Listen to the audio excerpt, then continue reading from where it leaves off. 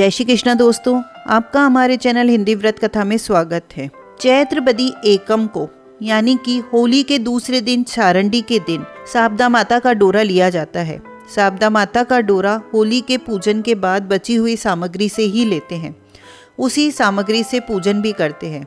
एकम को सुबह गोबर मिट्टी मिलाकर या केवल मिट्टी में थोड़े पानी घोलकर 10 घर का चौका देना चाहिए और होली की पूजा वाली हल्दी की गांठ को सिलबट्टे पर डालकर घिस लेना चाहिए।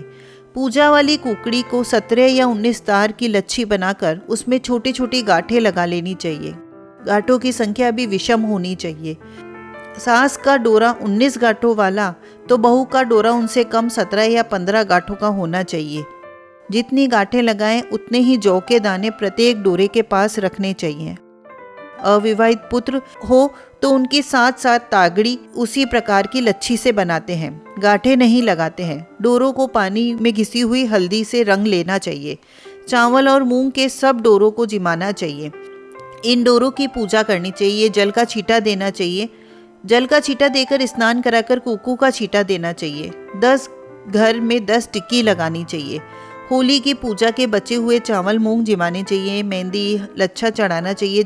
जल का छींटा देकर जल पिलाना चाहिए। जितने तार का डोरा लिया है उतने ही जौ के दाने अपने हाथ में लेकर शारदा माता की कहानी कही जाती है।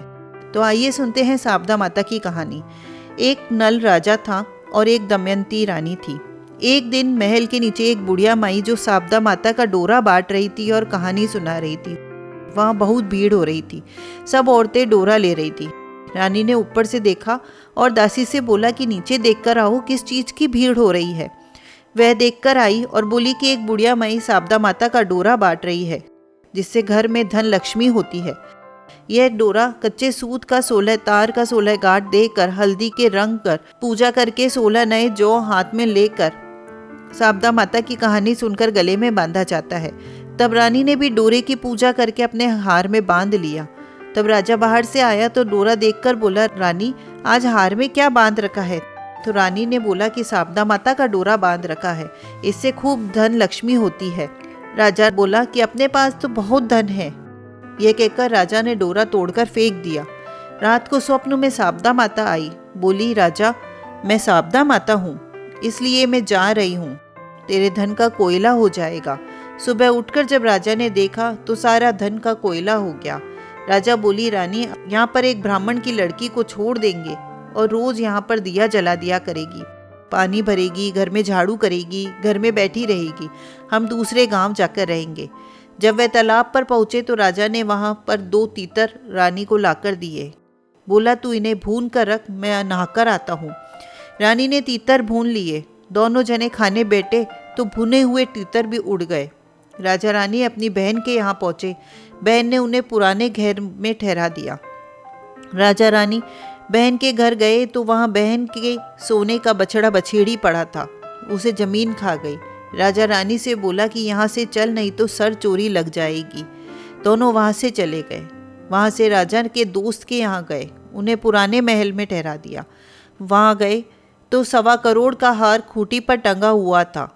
वहाँ एक मोर बना हुआ था जिसे उस मोर ने उस 1.25 करोड़ के हार को निगल लिया। तब राजा रानी बोली कि यहाँ से भी चलो, नहीं तो सर हार चोरी लग जाएगी। रानी बोली, किसी के घर जाने की बजाय जंगल में लकड़ी काटकर बेचकर अपना पेट भर लेंगे। वह एक सूखे बगीचे में पहुँचे। जैसे ही उन्होंने सूखे बगीचे में पाँव रखा, बगीचा हरा हो गया। बाग का माली बहुत खुश हुआ।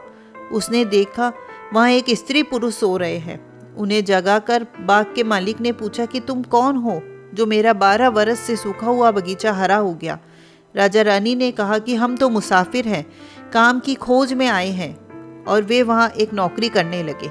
मालिन रानी से बोली कि तू सिर्फ फूल की माला बाजार में बेच आया कर। एक दिन बाग की मालिन कथा सुन रही थी और डोरा ले रही थी। रानी ने पूछा कि आप क्या कर रहे हो?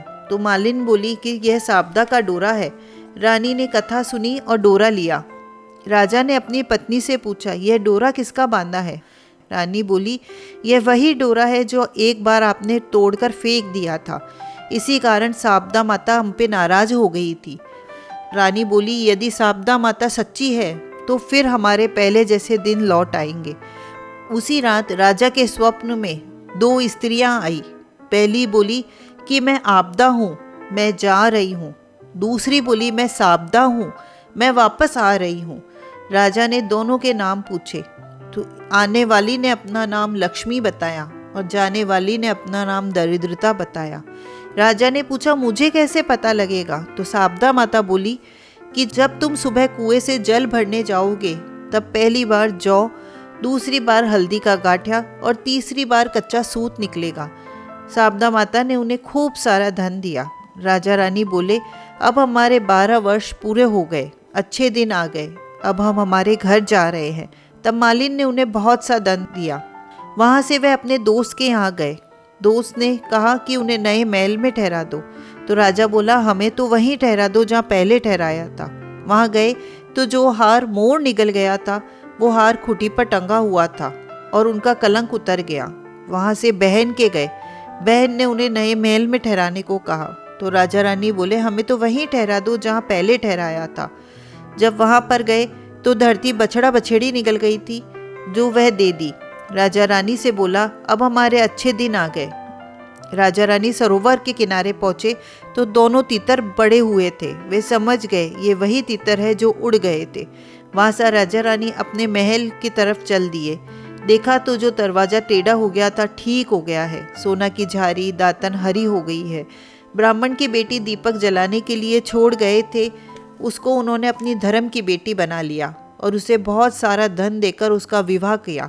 रानी ने साबदा माता का उजमन किया, 16 ब्राह्मणी जिमाई, 16 चीजें दी, हलवा पूड़ी की रसोई बनाई। हे साबदा माता, जैसा पहले राजा से रूठी वैसे किसी से मत रूठना। राजा को वापस वैभव दिया वैसा सबको देना, मेरे सारे परिवार को देना। बोलिए साबदा माता की जय हो। तो दोस्तों, आपको ये कहानी, ये जानकारी अच्छी लगी हो तो प्लीज़ लाइक करें, कमेंट करके हमें प्रोत्साहित करें और हमारे चैनल को सब्सक्राइब करें। धन्यवाद।